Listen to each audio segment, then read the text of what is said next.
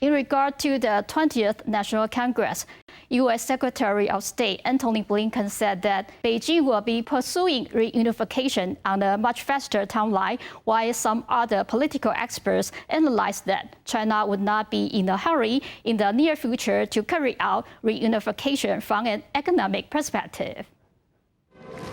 During a talk with former U.S. Secretary of State Condoleezza Rice on Monday, October 17th, current U.S. Secretary of State Antony Blinken pointed out that China has changed its approach and is now pursuing reunification on a much faster timeline, even at the cost of using coercion or force. A very different China emerged in recent years under Xi Jinping's leadership. It is more repressive at home, it's more aggressive abroad, and in many instances that poses a challenge to our own interests as well as to our own values. Blinken also mentioned the semiconductor industry, saying that if Taiwanese production of semiconductors was disrupted by Chinese military actions, there would be an economic crisis around the world. Blinken stated the importance of using peaceful means to resolve differences in the strait, since the stakes are high for the U.S., and this is the reason for heavy U.S. engagement in the region.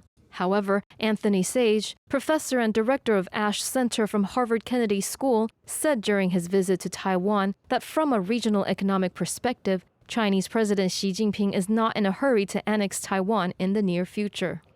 Any forced reunification with Taiwan is not possible in the near future.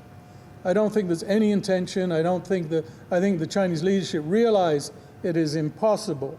如果他自己已经认为说他已经完成了这个历史的定位，已经完成了所谓的中华民族伟大复兴的话呢，那么也许统一台湾不是那么迫切的事情。